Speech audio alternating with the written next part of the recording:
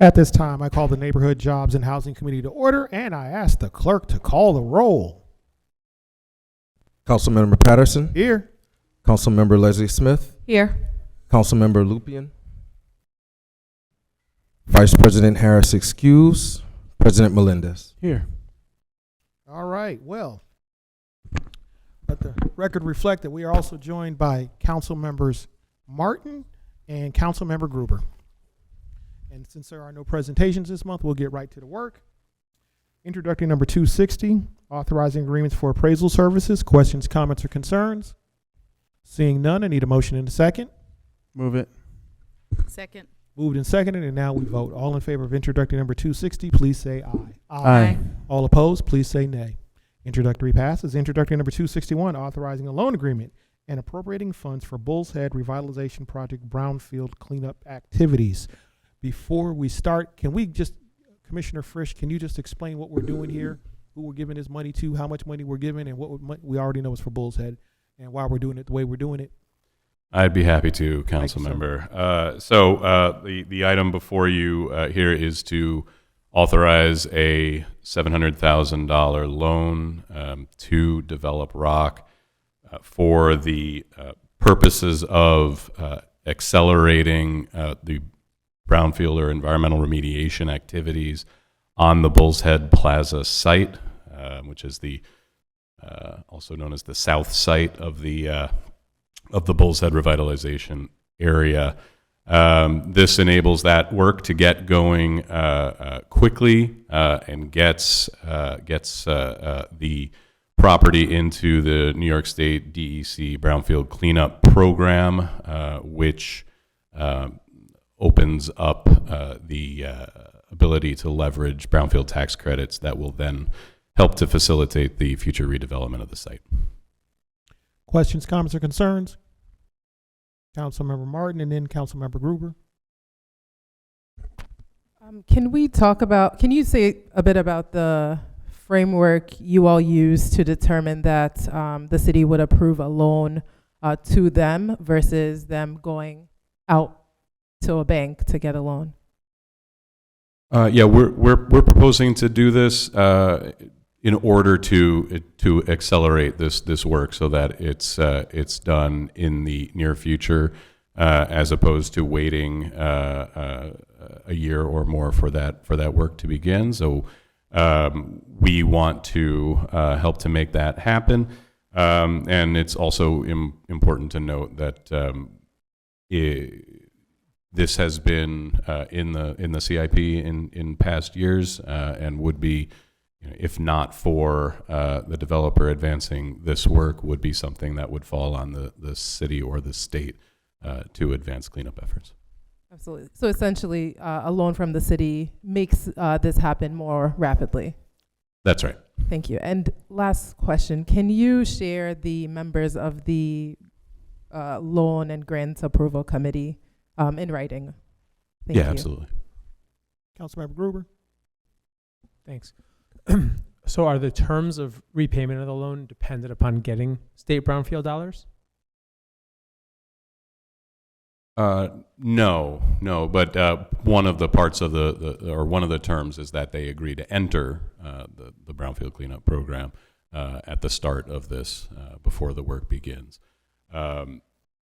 The term is such that it extends through when they secure the construction financing for the eventual redevelopment, at which point, right, they would pay back the loan and then complete the remaining remediation work that's required as part of the site preparation work for the redevelopment. Okay. I mean, I'm certainly happy to support it. But anything to expedite the Bull's Head process, I think, makes a lot of sense. It does feel out of the ordinary versus like to add on to Councilmember Martin's question, why isn't the developer just applying for the brownfield program directly? They will be applying for the brownfield cleanup program, right? To do so requires that they begin that remediation work within a certain amount of time. Oh. So us providing this loan facilitates that taking place sooner rather than later. Got it. They need money to start the project to ultimately get approved by the state. This loan helps them start that process.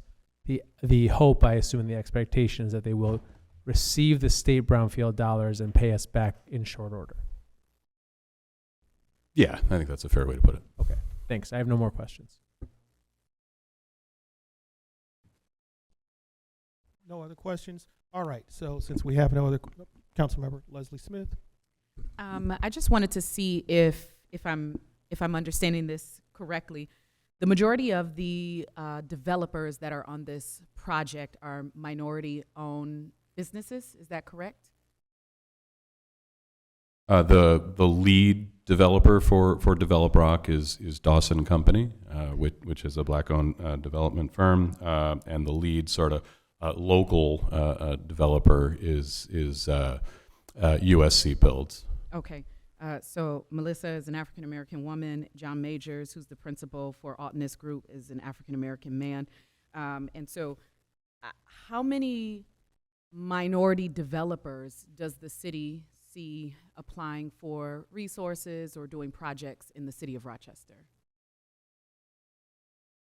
I'd have to probably get back to you in writing with a definitive answer, but I could say that this is certainly a unique development team that's been assembled here. Okay, great. Thank you. Any other questions, comments, or concerns on introductory number 261? If not, I need a motion in a second. Second. And now we vote. All in favor of introductory number 261, please say aye. Aye. All opposed, please say nay. Introductory passes. Let the record also reflect that we've been joined by council members Lupien, Monroe, and Smith. And now on to introductory number 262, appropriating 2021-2022 annual action plan funds and authorizing agreements for homeless prevention services. Questions, comments, or concerns? President Melendez. Just have a comment, and maybe it's a question to law department. So I don't have a disclosure here, but I am a board member for Trillium Health, and out of abundance of caution, I'll probably just not vote today, but I don't know if there's any guidance outside of that. Yeah, given how late this is arising, I think the better course is just for you to recuse for today's purposes, and we can look at it before the full council meeting. Great, thank you. Okay. Any other questions, Councilmember Martin? How much money is remaining in the home ARP pipeline? Thank you for that question. I had the same question, so it just confirmed. Yeah, we have roughly $5 million remaining of home ARP dollars to be allocated and spent prior to the end of 2030. Very cool. And since it's on a rolling basis, you could essentially spend all of it by 2028 if you had good proposals. That's correct. Thank you. And what reporting requirements are included in the contracts with the selected organizations? I believe we can get back to you in writing with a description of that. Thank you. All right. Any other questions, comments, or concerns on introductory number 262? Seeing none, need a motion in a second. Second. Moved and seconded, and now we vote. All in favor of introductory number 262, please say aye. Aye. All opposed, please say nay. Abstain. And one abstention. Introductory passes.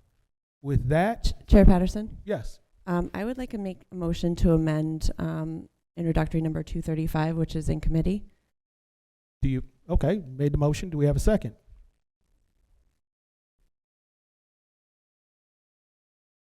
Second.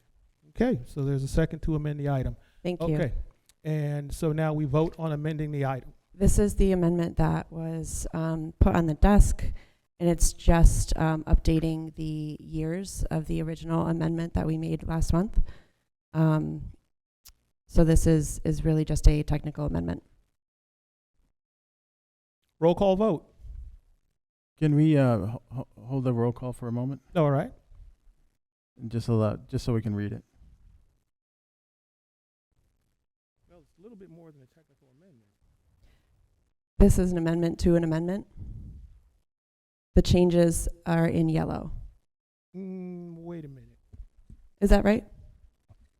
Would you like- Councilmember Martin. So this is the same amendment that was put on the desk of our colleagues in June, allocating 85,000 to refugees helping refugees, 30,000 to refugee resettlement services, and $10,000 to Melcor. The only change from what was previously put on your desk in June is just updating the ordinance number and the year. So this is an amendment that did not pass last month.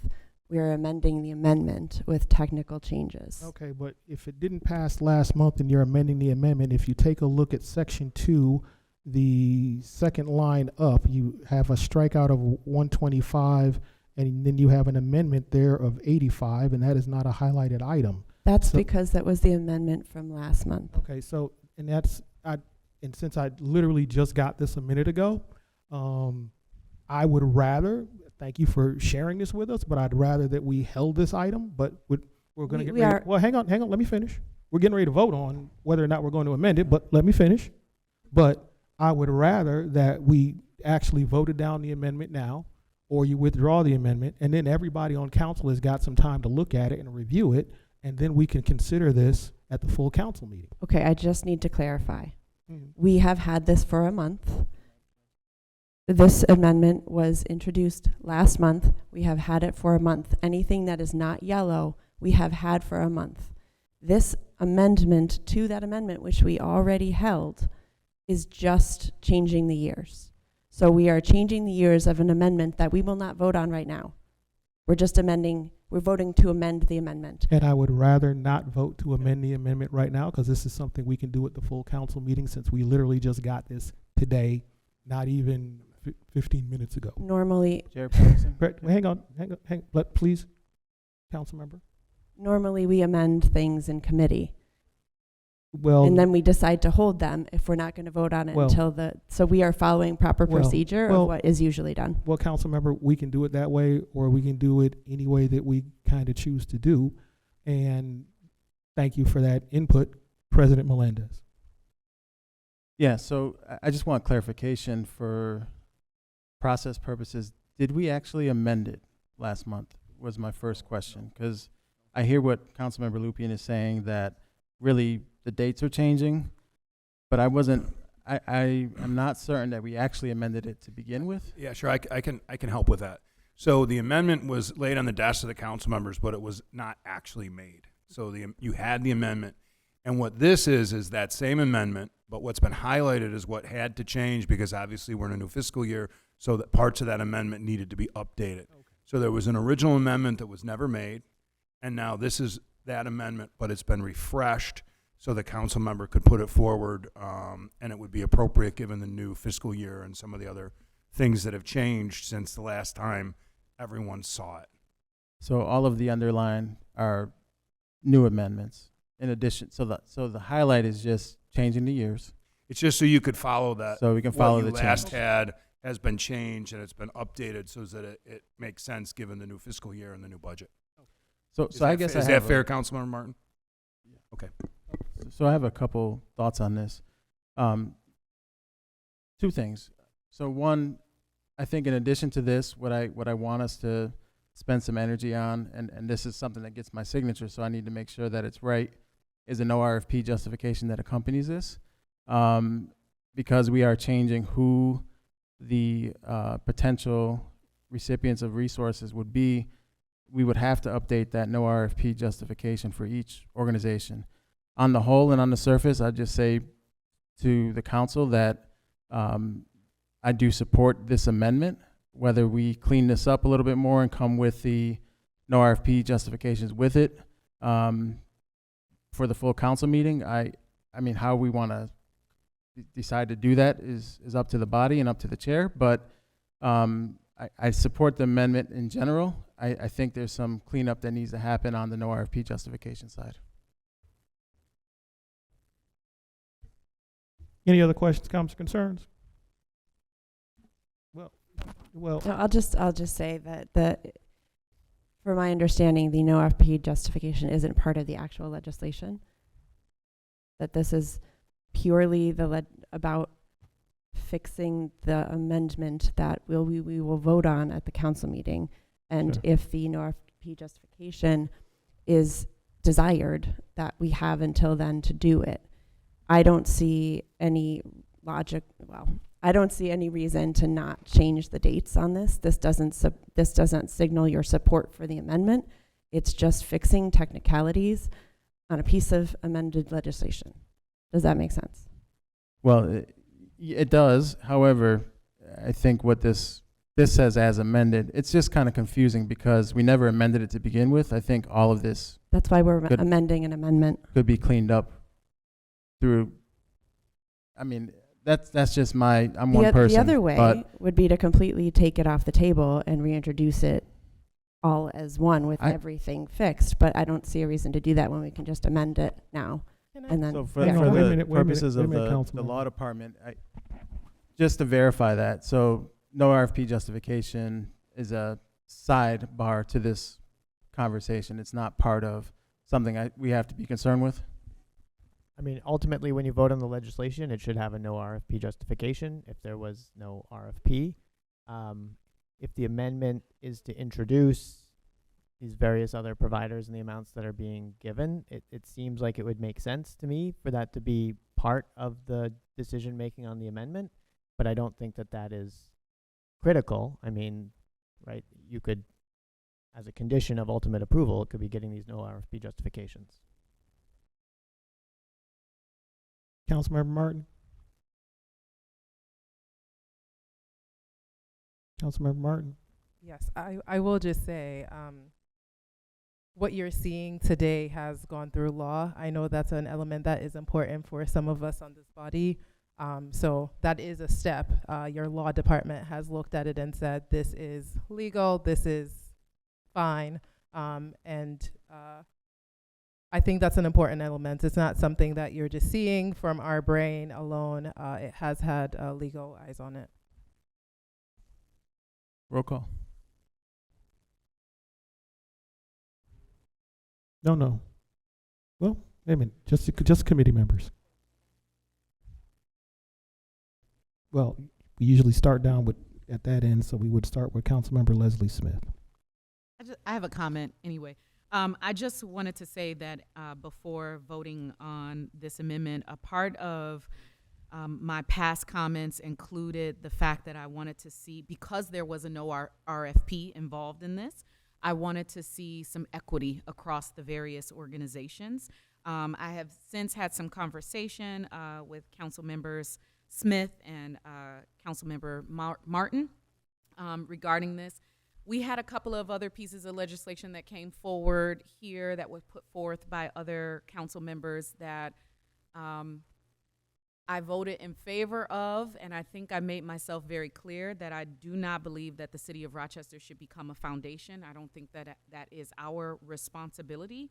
And if we desire for it to be, we need to have some planning and changing and making it a part of our member item process, et cetera. However, because I've already supported other pieces of legislation that has gone forward, then I do, or other ordinances that have gone forth, I do want to be in support of this as well, being very clear that in our upcoming budget year, next year, that I would probably feel very differently about this. And this is in no way reflective of the refugee community or any of the communities that we've supported here on council. I just think it's a process question for me, it's a process issue for me that I think we should address here as a council. So yes, voting yes.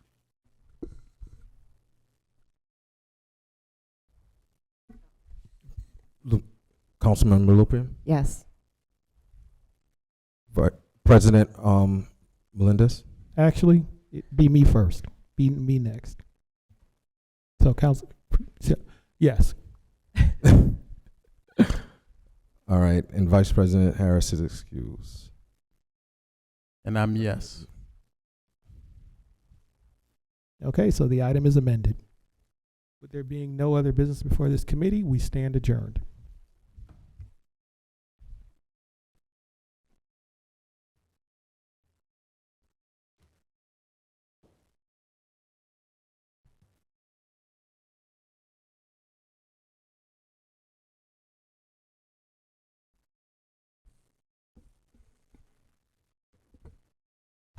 we'll begin our presentation at 4:30 sharp.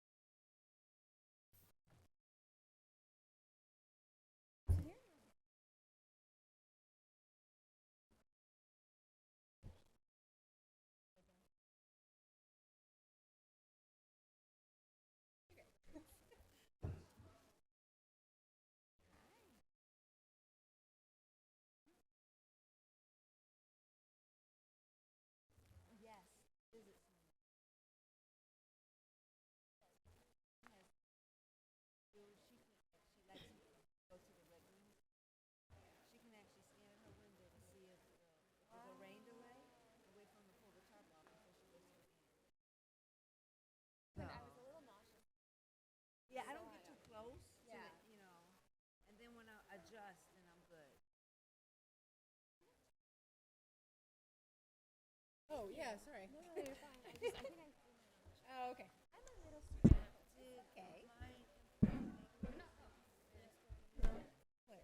actually who's I'm looking at.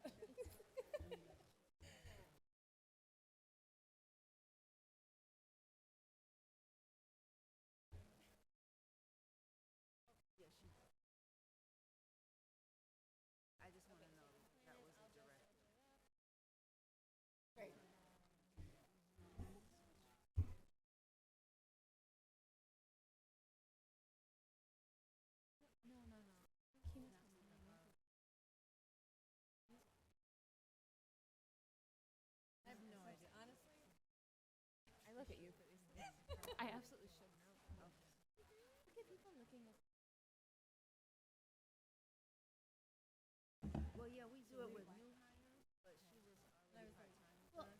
I truly believed it. No, I did. absolutely. And then I was like, that can't be. And then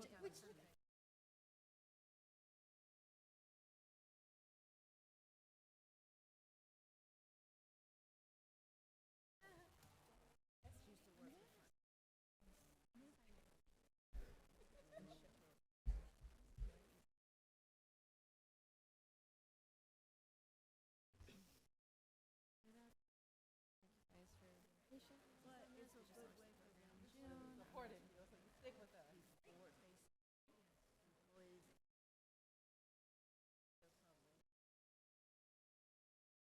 10 minutes is time. We do our best.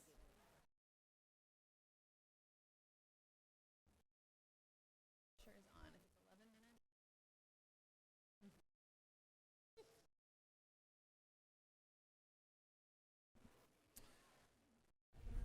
At this time, I will call the Budget, Finance, and Governance Committee to order, and I ask the Deputy Clerk to please call the roll. Councilmember Gruber, Here. Councilmember Martin, Here. Councilmember Smith, Here. Vice President Harris excused, President Melendez. Here. Thank you very much, and also a big welcome to the Deputy Clerk Harris for his first presiding meetings. Welcome to you. And let the record show we're joined by all council members. I'm sure that council members Lupien and Patterson are on their way back, and Councilmember Leslie Smith just joined us. We're going to start today with a presentation we've been talking about having for quite some time, but now the materials are all ready. Everyone has a presentation in front of them and a goodie bag at their table to look through, and I turn it over to Angela and Madeleine to share with us what's going on with our future fund. Hey there. Thank you so much for your patience for this presentation. We are so excited to say that Children's Savings officially launched last month. That was a very long battle to fight, and so we're really happy for everyone's support in this room. Really quickly, since there's a few new council members, since I was out on maternity leave in the beginning of the year, the Office of Financial Empowerment provides a variety of programs, initiatives, and policy efforts related to economic mobility for our city residents. Some of our pillar programs include the Financial Empowerment Center, which provides free one-on-one financial counseling, as well as our Bank on Rochester initiative that promotes access to safe and affordable banking. Our Future Fund is now another one of our pillar programs, and we're so excited to talk to you about it today. I'm going to turn it over to Madeleine, who really led the design and the implementation of this effort. All right, thank you, everybody. As Angela, my name is Madeleine Britt. I'm the manager of policy and strategic initiatives at the Mayor's Office of Financial Empowerment.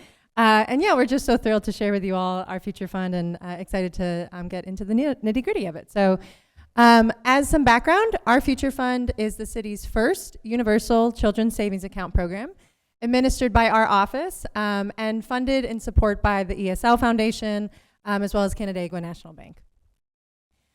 So this is the first children's savings account program for the city of Rochester. But what's so exciting about a program like this is that there's over a decade of research demonstrating that when you invest in a child at an early age, throughout the time that they are in middle school and high school, you find some really exciting results related to economic mobility.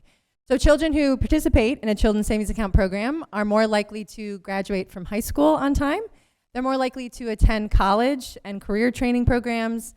They're also more likely to set and be more confident about achieving their long-term goals. And in addition to that, they're also more likely to develop positive saving habits as well as enter adulthood with critical financial skills.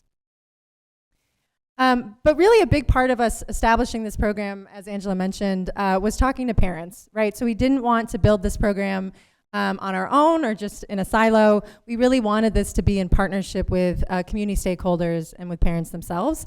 And so we went through a very comprehensive community design process over the course of 2 years and was able to talk to over 300 parents, both in surveys and in focus groups, trying to understand what their current financial challenges were and their long-term financial goals. And so what we heard directly from parents was that 40% of them had not either started or did not know how to start to save for their child's future. We also heard that 45% of them did not have at least $500 saved for an unplanned expense. And we also know that 10% of City of Rochester residents do not have a bank account. And that's double the rate of that for Black and brown families who have been historically excluded from traditional financial systems. But in the face of these challenges, we know that parents are fierce advocates for their families and for their children. 75% of them are interested in participating in a financial learning event, including financial counseling, as well as financial education. And they also were really excited about learning about saving vehicles. So that's anything from a savings account, as well as Roth IRAs and other retirement accounts. So for our program, children have to meet 2 requirements in order to participate. They have to be a City of Rochester resident, and they also have to be enrolled in kindergarten between the school years of 2025 to 2026 or 2026 to 2027. In terms of the account amount, every child automatically receives a $20 seed deposit in their account upon account opening. For children who are living in the highest poverty zip codes, and so when you look at upward mobility rates, we consider those 14605, 14608, 14611, and 14621. They receive an additional $20 in what's called an equity bonus. And that was really critical for us when we were talking about the design of this program following national best practices. It's a universal program, but we're targeting and prioritizing families with the highest financial need. All families who participate can earn $10 in this first year in an action-based incentive. And those are currently limited to opening a library card or participating in a library activity. So what you'll see there is that the maximum amount in the first year loan is $50 for a child's account. And we often get this question, and I think it's a fair one, right? What can $50 do, right? And we cited a lot of that research before, demonstrating what happens across the 120 children's savings account programs nationally. But I also want to go more granularly about what can a children's savings account do for City of Rochester folks. We know that if you invest this $50 and you follow a family and a young person over the course of 13 years, that's really kickstarting saving behavior early, right? So kindergartners at this very young age begin to learn and practice really fundamental and critical financial skills, including saving and banking in this program. We also know that programs like this increase access to critical financial resources and serve as what's called financial scaffolding, right? So yes, we have this initial impact with the savings account program, but throughout the 13 years that we're building that relationship with families, we're connecting them to resources like free tax prep, safe and affordable banking, home buyer grants, benefit navigations, et cetera. And so that's really critical for us as we're thinking about stacking these resources for families. And then lastly, you know, a large part of this is building confidence and hope for the future for the child. And that's where a lot of early life wealth building research shows that if you encourage future forward thinking among participating youth at a young age, that goes a long way. And really this belief that the city is excited for them, wants to assist them in reaching their financial goals. So every child who is enrolled in the program, their parent will be able to access an individualized program portal. We launched this program portal. This is really the best, national standard for children and families being able to engage with their funding. And so when they enter the program portal, you'll find that you have this access to this landing page explaining what the program is. And then they'll also see an itemized breakdown of the amount in their child's account. So you'll see listed there the incentive deposit, the equity bonus, and the seed deposit. So that itemized amount will change over time as they continue to participate in the program. In addition to this, as we said, we want this program to be fun and engaging. It's a 13-year program, so we know that you have to continue to work with the families and make it exciting.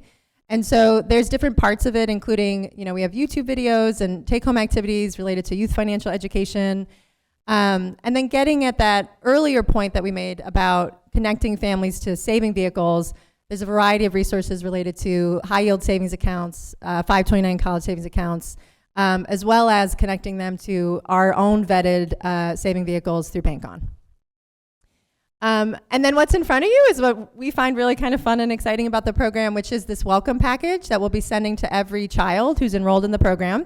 And this will include a letter addressed specifically to the child from the mayor, welcoming them, congratulating them on joining the program, saying how excited that the city is to be participating in their saving journey, crayons, a coloring book, piggy banks, again, getting at that earlier point of making the child feel excited and invested in by the city and by the community. And lastly, a large part of this program is a partnership with Junior Achievement, which provides New York State accredited, high quality, age appropriate youth financial education. Again, critical element that we heard from parents is that they wanted their children to be able to access high quality youth financial education in school. And so we've partnered with Junior Achievement to bring this into the kindergarten classrooms across the city, as well as at our community-based organizations, so that they can start to build concepts, critical concepts related to saving, choice, et cetera. So that's the program. And in terms of requirements to access funds, a child must graduate high school or earn their GED in order to access their funds. We know, though, that timeline is really different depending on each child, and so they have up until age 25 to do so. And then in addition to that, our program was really meant to be less restrictive than a lot of other programs around the country. Yes, they can be used for attending college and workforce training, but they can also use the funds to purchase a home, to start a business, et cetera. And those are the funds, as we said, that are accumulating over the course of a decade, right? And so the goal is if we can secure financing over the course of the next decade, they could earn additional incentive deposits beyond the $10 that we have for this first pilot year. So in terms of enrollment, we're so excited that enrollment is live. There's 3 different ways that parents can do this. They can go online to cityofrochester.gov/ourfuturefund or scan the QR code to the right. There's a very simple enrollment form. It does not require a social security number. We wanted this to be as barrier-free as possible for parents and families to be able to participate. And then in addition to that, we know that some families will be more comfortable or won't have access to internet, so please come to us at our in-person office hours at the R centers and at the libraries, and we will, either Angela and I will be happy to sign you up for the program. And then lastly, a big part of this program is getting at automatic enrollment, right? So we know that really the best way and the most equitable way to design a program like this is automatic enrollment. And so what we will be doing in the next couple weeks is automatically enrolling children who are currently in the City of Rochester's Our Central database, which is just all the children who are age appropriate and are currently or previously were in our rec programs, so that we can start to increase the number of children enrolled in the program, and those families can opt their child out if they choose to do so.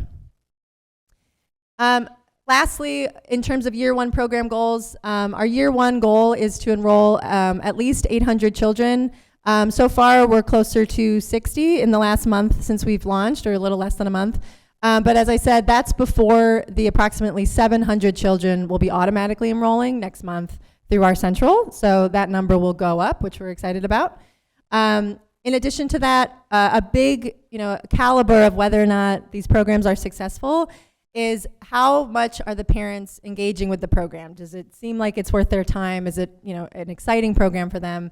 And there's a few ways that we can identify that. The first is that the percentage of parents who are logging into the program portal at least once, our goal is that 50% of parents do that. We're currently at 52%, so we're above our goal and we're excited about that. We also know that, as we talked about, connecting families to resources requires that, continued engagement. Our goal is that 50% of parents opt into texting. 96% of parents have already opted into texting, which I think is an exciting goal that has been met. And then in the next couple months, we will be hosting a variety of youth and family-oriented financial education events with the long-term goal of 10 for the year. And lastly, the percent of enrolled children from those 4 priority zip codes, our goal is at least 50% of our total amount of kids are from those priority zip codes. And currently we are at 35% for those goals. In terms of next steps, so as I said, we will be enrolling eligible youth participating in city rec programs over the next couple weeks so that we can add an additional approximately 700 children to the total number of participating youth. And then this coming fall, we'll be launching a wide public awareness campaign. We have television, radio, social media ads about to be launched, including on PBS Kids, which we're excited about. And then lastly, we are continuously seeking additional funding opportunities, having conversations with the state about future kindergarten classes so we can extend this beyond a pilot program, as well as secure funding for incentive deposits so that we can go beyond the $10 in the next pilot years. So, and what we hope for a partnership with all of you is to work with us on getting the word out. We have many materials ready to go. We'd love to partner with your offices to get folks enrolled, and please reach out to me or Angela if you're interested in doing so. So happy to take any questions. Thank you very much. I will start with two comments and 2 questions, and then I'll pass it to anyone who'd like. Just on the comments, congratulations. I think it's important to note that programs like this just require so much back-end administrative work, in particular a program that is, and I want to talk about money to be one of my questions, but a program that requires a lot more gymnastics when it comes to how to move money around.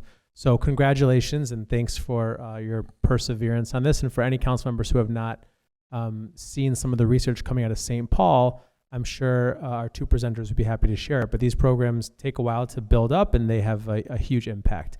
The second comment is just to my council colleagues. Hopefully all of us can do our part in making sure that we're spreading the word around this so that all of our constituents know that it's an opportunity and a possibility for families. As for the questions, the first one is maybe the easier one. How are you planning to communicate to the parents who are when the automatic enrollment happens? Sure. So we will have access to their information from our central, as we said. So we have access to their phone numbers and their email if they've opted into that communication. So we would be, we'll be sending an email and a text saying, congratulations, your child is enrolled in this program automatically. You can go to the Our Future Fund portal and enroll your child and go into the portal and see your child's funds.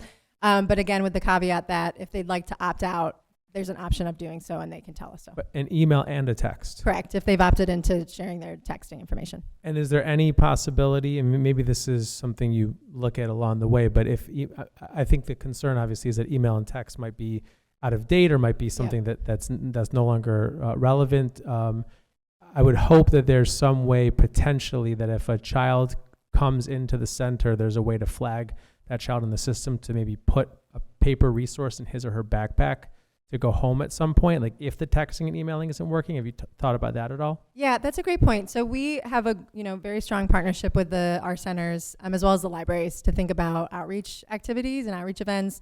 That includes having the collateral at each of our centers. We're working on that and having that available to folks. The other thing is that we do have addresses for the children as well, so they would be included in those welcome kits that are being sent home. But to your point, that information can change all the time. The benefit of working with our central data is that each time the parent and the child is coming in, their information tends to be updated if the up-to-date information that we can at least have access to. So those would be the different ways that we could go about that. Thanks. My last question is about money, and I just want to kind of level set a little bit. That I think acknowledge, as you mentioned yourself, this is not the amount of money that originally, it wasn't the hope. The hope was for there to be more money seeded into this program. Before I asked you kind of what the next steps are, Patrick, I'd like for you to just answer quickly, just so that we all are at the same understanding. Why can't the city just use dollars available to us to fund this program? So that really boils down to the gift and loan prohibition. So generally, municipal funds cannot be used to give to individuals just because, as a gift or a loan. It has to be part of some sort of city program or project. So a structure like this, where we are encouraging kind of savings or giving money that grows, can't really use city dollars for that. And so we needed to find the money elsewhere. We, the city, also can't go to people and directly solicit funds, and so that's why we need to have a partner doing this with us. Got it. So bottom line is that the intention for how much money was to be in these accounts, which I think was somewhere around, my recollection is that initially was the hope was maybe 200 and not 20 or something like that. Right. So the original thing that we had talked about was $50 for a seed deposit and $100 for an equity bonus. Got it. We'd previously talked about. And so the only reason that the dollar amount is smaller is because we just have less private dollars to play around with. And as Patrick just mentioned, we don't even have the ability necessarily to go solicit the funds in a very direct manner. So how do we hope to grow the pot of this program? So we are able to still apply for different grants, right? And that's how we were able to secure the funds that we already have. So we'll continue to have those conversations with local foundations, banking institutions, as we have been. We're also interested in potentially applying for state funding because, and Patrick can correct me if I'm wrong, but we are able to use state dollars for a program like this. And so that's also on the table. And Angela, I don't know if you want to add. No, I think you've really covered it. I think to your point, Councilman Gruber, we are pretty disappointed. We've applied for a lot of different grants. I think it has just been an incredibly competitive 2 years in terms of fundraising for private dollars. So we're really optimistic. I think we have a lot of funders who have engaged with us and told us that they couldn't do it last year, but they're hopeful for next year. So. Yep. And I appreciate the slide that what does $50 do and why this is still something to rally behind. And of course, we can always grow it bigger from there.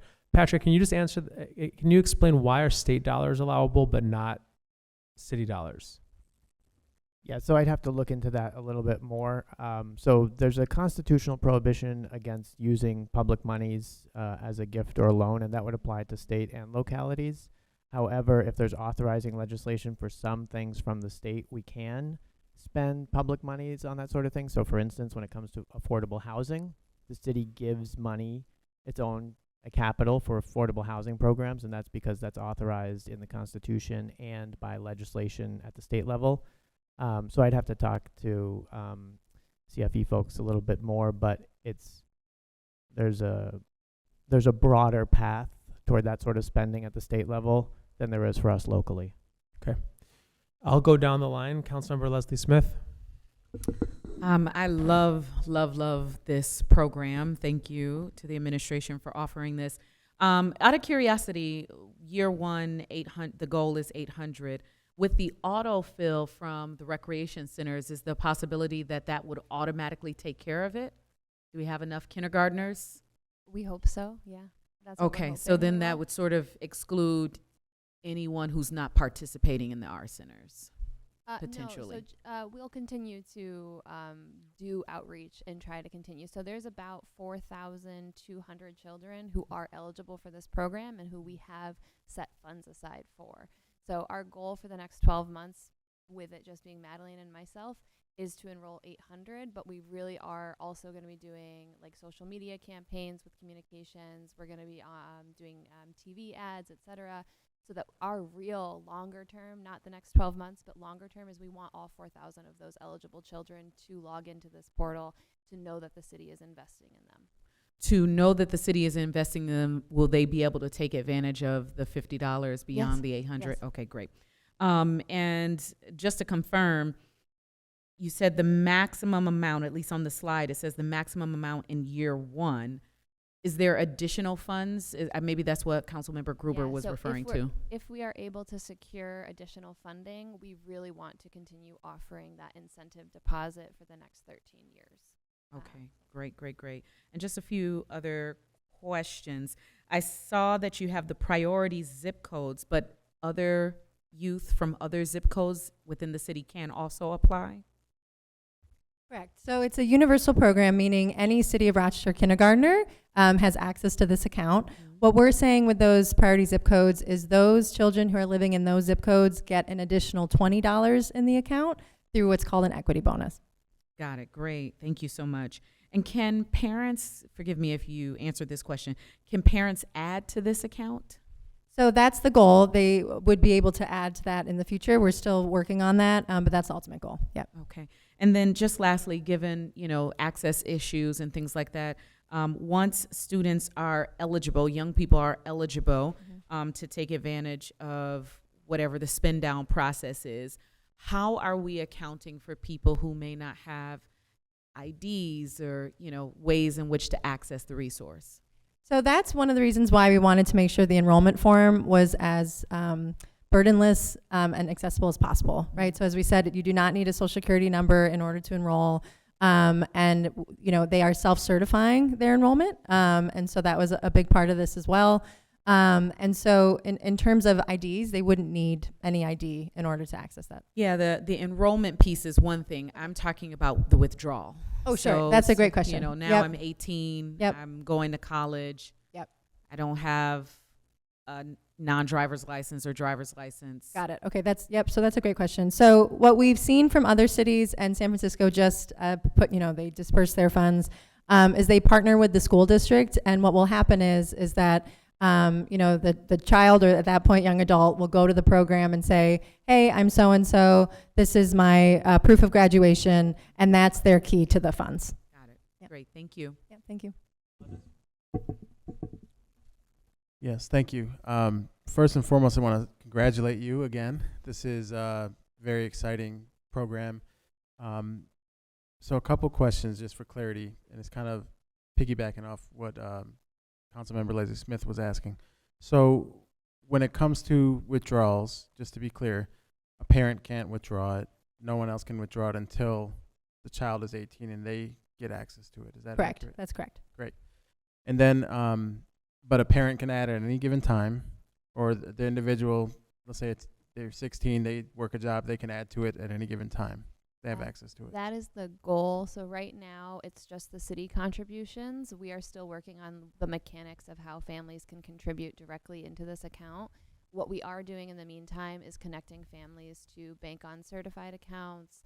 We're giving education around what's a high yield savings account, what's a 529, what are the different options for you, and then directing them to ways they can sign up for those. But our goal is to make it extremely simple so families can contribute directly to this account. Got it. And I think my last question, more of a comment, I guess. So one of the things I love about this is really reaching young people at an early age. There's so many people in our community, especially those in those zip codes that are going to get the equity bonus, that are using check cashing places and other types of, I guess we'll say, predatory type situations.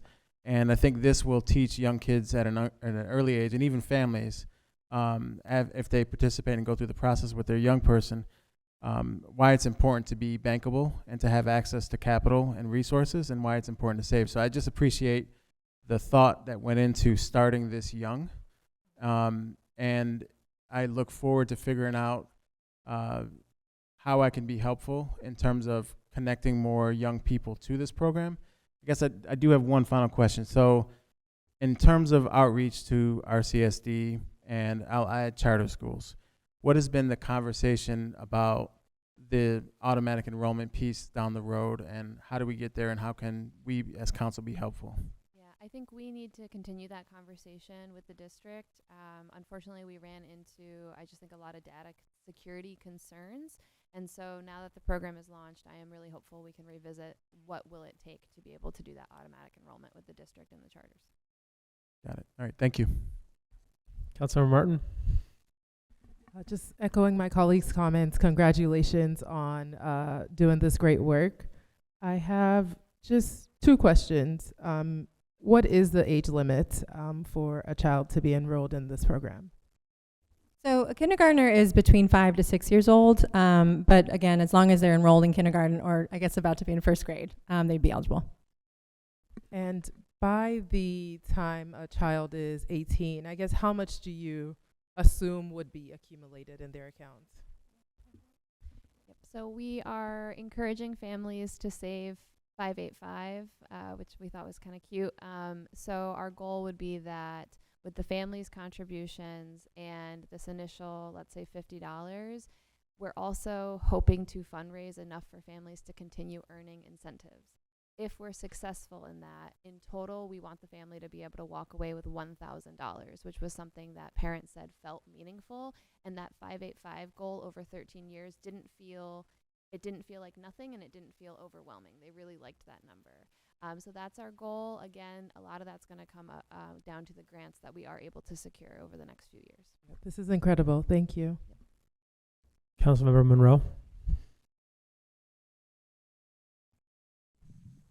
I don't have any questions beyond I'm excited to see the program getting off. Thank you. Councilmember Smith? I just want to say thank you again on behalf of 14621. I grew up in that space, and I was thinking of so many families who could benefit from this program, and I look forward to supporting it. Thank you. Wonderful. Thank you all so much. And again, it's now all of our jobs to help recruit people. We have all the tools to do it. We'll move on to the legislative business. Instruction number 263, authorizing an agreement for an orchestral program for urban students. Any questions, comments, or concerns? If not, I'll take a motion. Move it. Been moved and seconded. All in favor, please say aye. Aye. Aye. Any opposed? Motion carries. Instruction number 264, authorizing and mandatory agreements for the neighborhood ambassador programs. Any questions, comments, or concerns? President Melendez. Yes, thank you. So we have the 2 other ambassador programs that are, I guess, waiting in the wings. Is there any update on what next steps will be with those 2 other programs as well?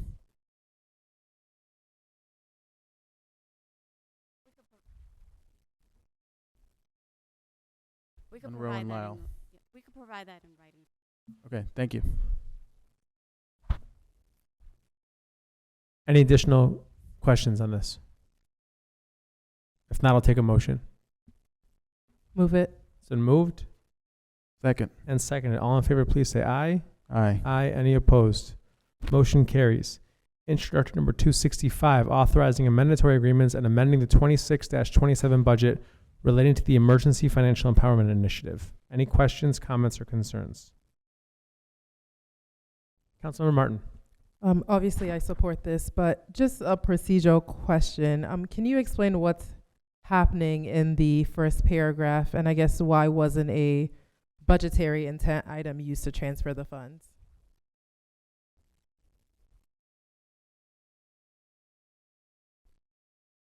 I'm not sure I know the answer to that one. Yeah, we'll take a closer look and get back in writing. That's helpful. Thank you. Yep. Any further questions on 265? Not, I'll take a motion. It's been moved Second. and seconded. All in favor, please say aye. Aye. Any opposed? Motion carries. Instruction number 266, authorizing a grant agreement and appropriation for adding to the Financial Empowerment Center's counseling services legacy planning that includes legal advice provided through a lawyer fellowship pilot program. Any questions, comments, or concerns? Move it. It's been moved Second. and seconded. All in favor, please say aye. Aye. Aye. Any opposed? Motion carries. Instructor number 267, authorizing a mandatory agreement for wills and estate planning services. Any questions, comments, or concerns? If not, I'll take a motion. Move it. It's been moved and seconded. All in favor, please say aye. Aye. Any opposed? Motion carries. Introductory number 268. Amending ordinance number 2026-173 related to an IT asset tracking and cyber exposure management solution. Any questions, comments, or concerns? I have a question. President Melendez. So this, we just passed in June of 2026, I think, pertaining to funding for part of this. Could you give us a sense of what this change will do? Let me just make sure I got the right one here.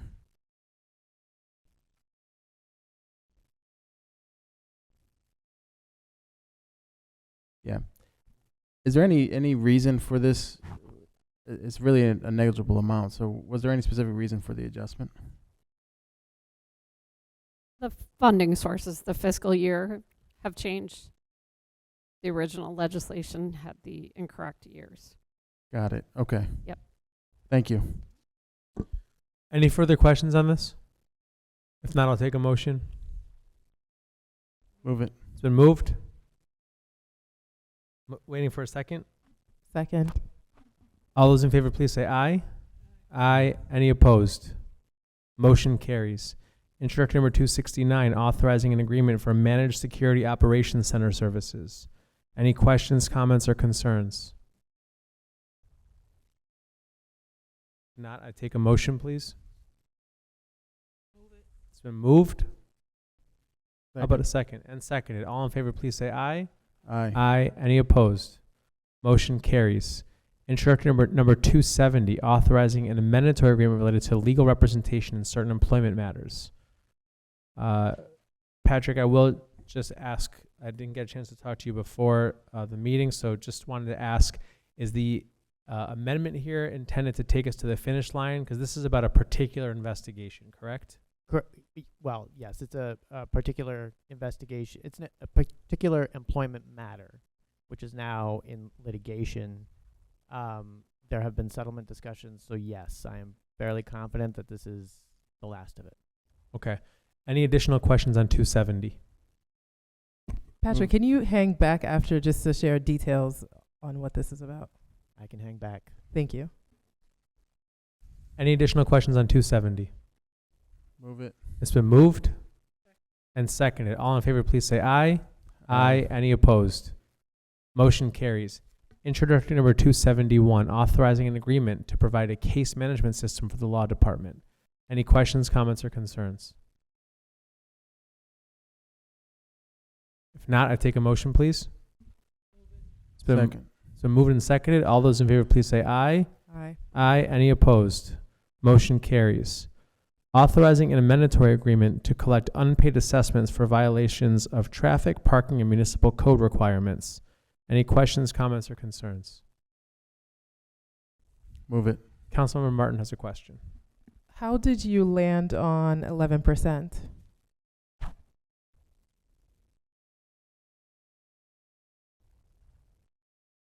can get back to you on that information. Thank you. And with the legislation saying only 11% will be collected, does that include the processing fees, or is it 11% plus other fees?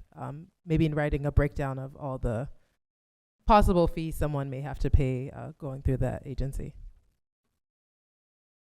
Do that. Thank you. Councilmember Martin, I'll just note from, and it's in the notes here that Director Jones had shared that this is just an extension of of an existing contract, and that the 11% when benchmarked felt like it was as good as we were going to get, but certainly let the finance team respond in writing as well. Any additional questions on 272? If not, I'll take a motion. It's been moved Second. and seconded. All in favor, please say aye. Aye. Aye. Any opposed? Motion carries. Introductory number 273, authorizing the cancellation or refund of erroneous taxes and charges. Any questions, comments, or concerns? If not, I'll take a motion. Move it. So moved Second. and seconded. All in favor, please say aye. Aye. Aye. Any opposed? Motion carries. Introductory number 274, appropriating grant funds related to accessibility and security improvements to the Lyle Branch Library. Any questions, comments, or concerns?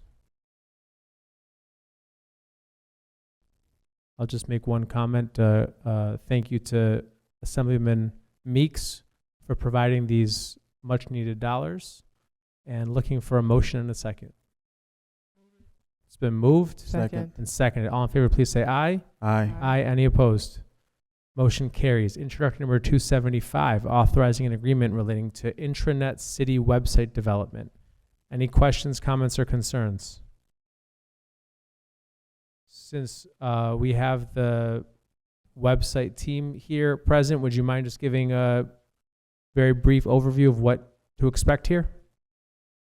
Sure. Actually, we are going to be creating an employee intranet, so it'll be a one-stop shop resource. Communications is working very closely with the Human Resources Department, and we are actually doing a series of input sessions with every department in the organization, including council and the clerk's office. So you may notice on your calendar, I think it's this week or next, an opportunity to share your thoughts on an intranet and what you might need and want from it to reach employees. But what we're doing with this is extending our relationship with our website developer, and we're going to be working with Workday. So we're leveraging the resources we already have in-house to create this intranet that will be much more engaging and accessible for all employees. Any questions on the 275? Now I'll take a motion. So moved Second. and seconded. All in favor, please say aye. Aye. Any opposed? Motion carries. Introductory number 276, authorizing an appointment to the Rochester Civil Service Commission. Any questions, comments, or concerns? If not, I'll take a motion. Move it. So moved and seconded. All in favor, please say aye. Aye. Aye. Any opposed? Motion carries. Introductory number 277, authorizing an agreement with General Code LLC for publication of the city charter and code. Any questions, comments, or concerns? Move it. So moved and seconded. All in favor, please say aye. Aye. Aye. Any opposed? Motion carries. And finally, introductory number 305, amending the domestic partnership code to acknowledge the automatic termination of partnerships on account of marriage or death. Any questions, comments, or concerns? Councilmember Martin. Yeah, can I ask what led to this amendment? Just the framework behind it. Yeah, so I can jump in and then Deputy Clerk, if you have something to add. But I think that this is something that Clerk Washington has been working on for some time. Just to clarify, when someone either passes, unfortunately, or if someone does get married, there's some process or some fees that get associated with that that just need to be clarified, because if not, it becomes a bear for them to deal with in terms of how to manage it in the clerk's office. But maybe law department could weigh in on the technicalities of this.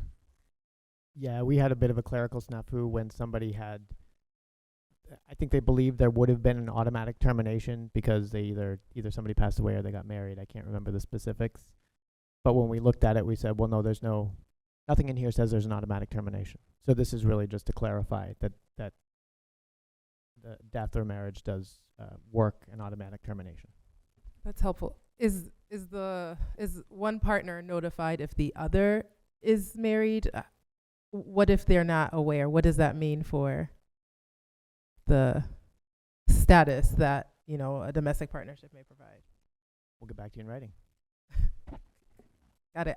I would like to hold, if possible, just to better understand the implications and just maybe read a little more about what everyone else is doing. It makes sense. I just think that's an interesting piece.